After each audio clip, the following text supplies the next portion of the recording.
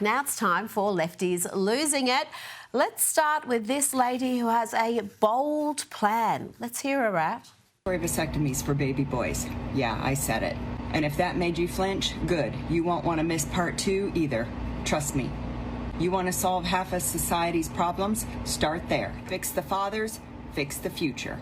This one move would take women out of survival mode, kids out of poverty, and society out of chaos. And the only ones mad would be the ones that never wanted accountability in the first place. I think that would reduce crime, but I'm pretty sure mandatory vasectomies for boys would also end humankind as we know it.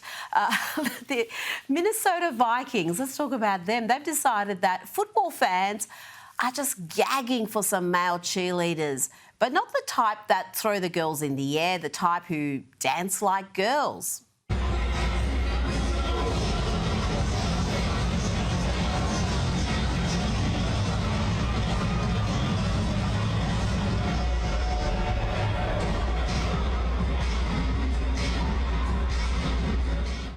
And Minnesota has unveiled yet another male cheerleader. This one has fantastic hair. I've got to say, I'm a little bit jealous. Tick tock, tick tock, tick tock. Break down.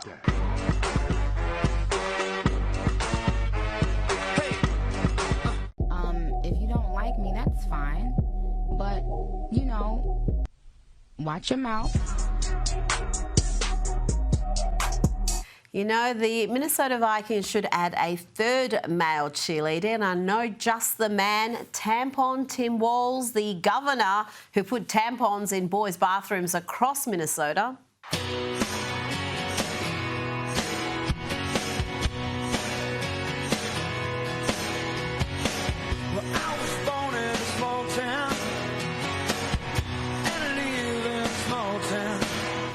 You know, it makes sense. Let's put all that together. I think it's going to work. Girl, what did that girl just say, girl? Ooh, girl, I don't dance, I work.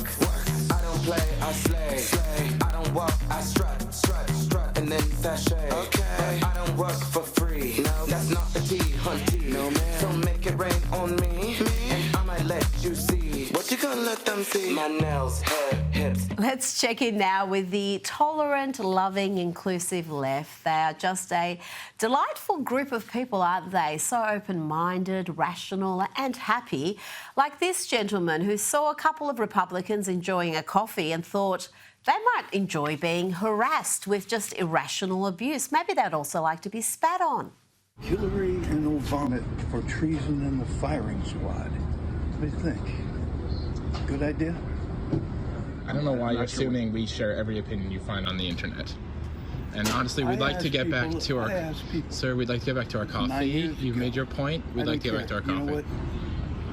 Don't hide behind him or your yarmulke with your...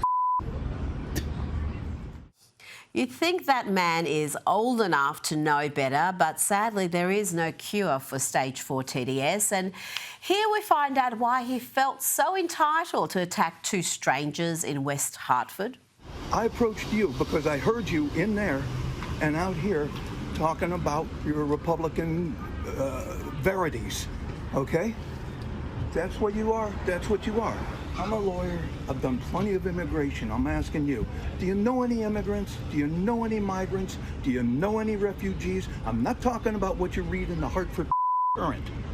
You, do you know any? What? Absolutely. Why are you cursing at us? I'm so confused. What did we do? Because the President of the United States does. What did myself and Ari do to you? The President of the United States is always happy to say goddamn and mother and this and that. Sir, what have we done to you? Well, please let us finish our coffee. What has he done? What have we done to you? Please let us finish our coffee. By being out here speaking out about Republicans and Trumpism. You know what? Those guys are too nice. They're too polite, too diplomatic. That lunatic deserves to be told he is a dim-witted bigot. That's what he deserves. The next generation of Republicans aren't going to be so polite. Now, guess who is back?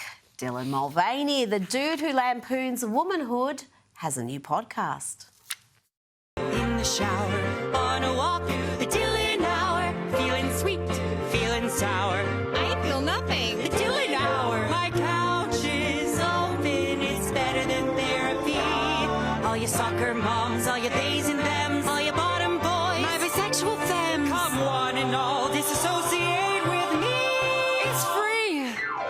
a drink or two or three. You have no friends, all good, you got me. Let's have a look at this interaction in the White House briefing room. And this question from a New York Times reporter really is typical of the media pack's determination to denigrate every step in this peace process, in President Trump's efforts to broker a peace deal between Russia and Ukraine. And Caroline Levitt wasn't having it. The point is to get everybody on the same page. Why wouldn't Trump just take the call from Putin while the other leaders were in the room? He said it would be disrespectful to do that. But why is it disrespectful? With all due respect, only a reporter from the New York Times would ask a question like that, Sean.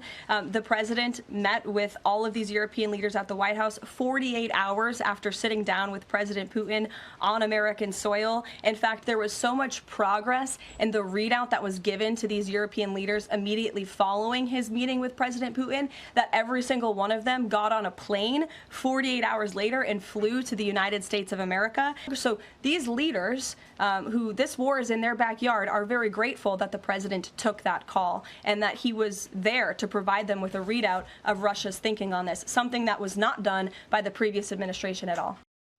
Joining me now is Sky News contributor Kosha Gada. Kosha, the progress we have seen in the past week has been significant. That is undeniable.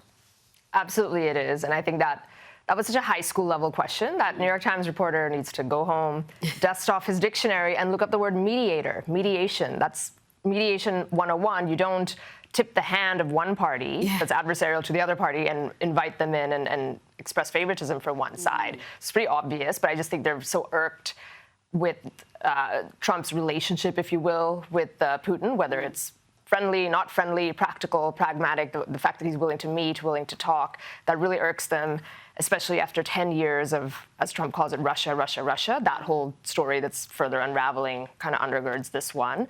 But again, really undermined the media's credibility, particularly papers like the New York Times, who just pushed that hoax uncritically. They did not question it for a second. Never issued a retraction, haven't done it, and Trump in the background is suing the Pulitzer Committee. And there's all sorts of things, serious and funny, that are happening around that. But that sort of is an undercurrent for that whole question.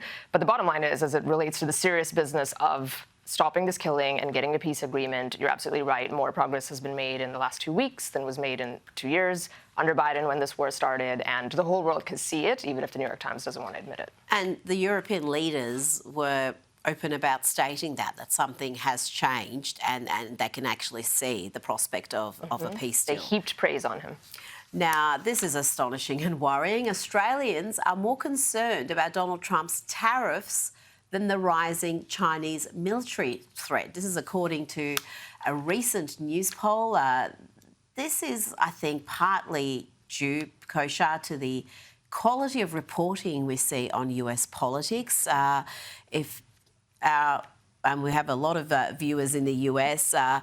If they're wondering what the US coverage is like, it's a mixture of MSNBC and Guardian and maybe inject a little bit of PBS into it. That's pretty much the diet that Australians get when it comes to US politics. Yes, and tariffs was just made out to be this big, bad bogeyman. Article after article after article after broadcast was heralding it as the complete destruction and this thing that's never going to work, and Trump is too stupid to understand economics and all of that. So clearly, even though mainstream media is declining, as we know, it is still powerful. It does shape opinions. And I think in Australia, especially, mainstream media is a bigger part of the media diet of people as opposed to independents. I think Australians aren't as aware as Americans to just how corrupted so many institutions have become with political ideology. So I think they are a bit more trusting.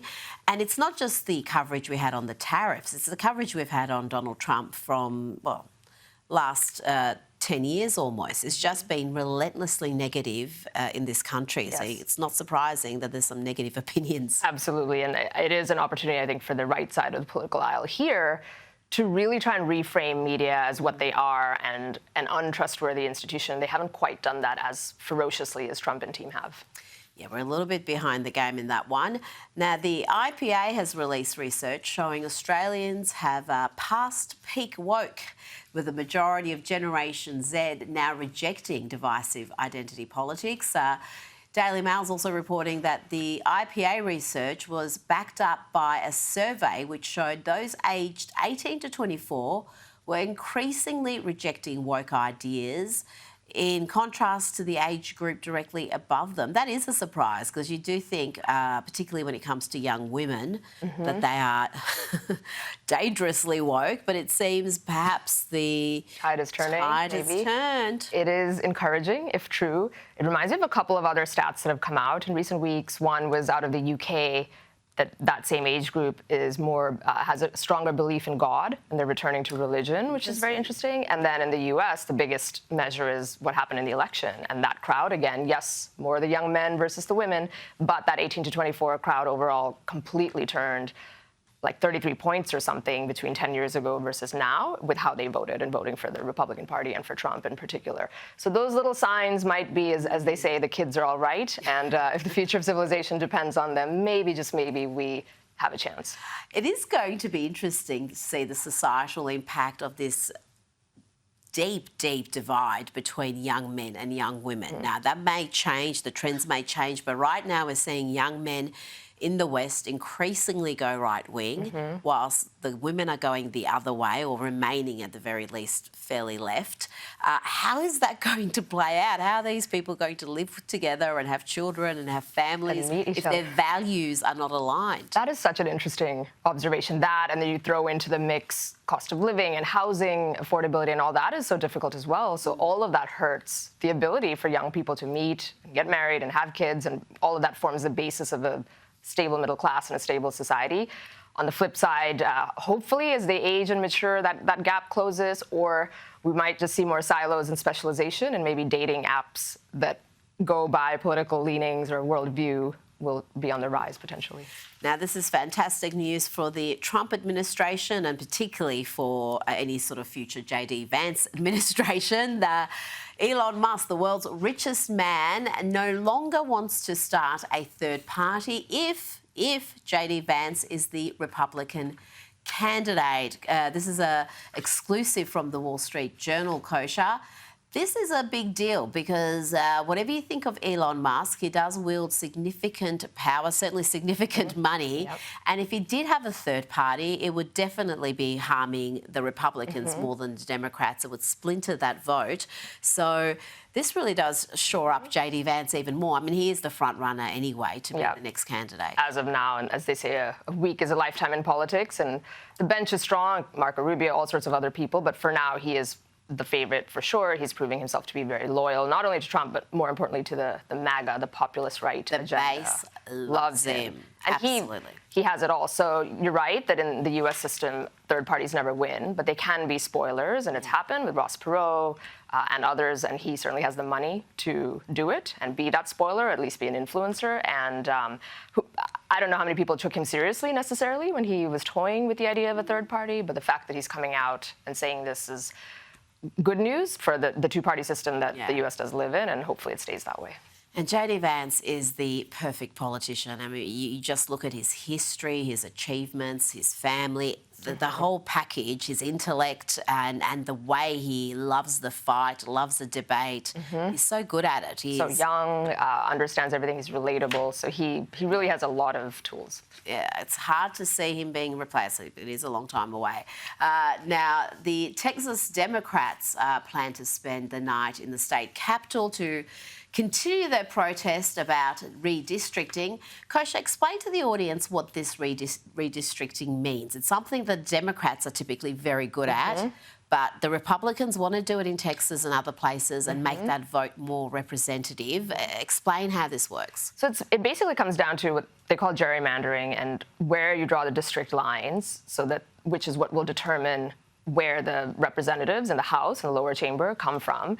And they redraw it historically. The Democrats are better at it, as you say, in a way that populations that have more of an affinity to vote for Dems versus Republicans will fall in such a way that you get more seats. So it's sort of like doing funny business. So you've got states where the Republicans may get 40% of the votes, but instead of having 40% of the representatives, they might have 10%. 10%, absolutely. And that's what they're trying to address. That's right. Texas again, it advantages the Democrats, even though it's a red state. And they never play dirty to that point. And I think this is all a symptom of, Greg Abbott, who isn't exactly a fire breather, the governor of Texas, is taking this fight to the legislature because they have the majority in the state legislature that does that. You are seeing it spill out. You're seeing the other side, California and Gavin Newsom are trying to now do a retaliatory thing in the other direction. But this is all about the 2026 midterms, which has huge implications because there's a razor-thin margin for Republicans. And if they lose that, bet on it, Trump will face another impeachment.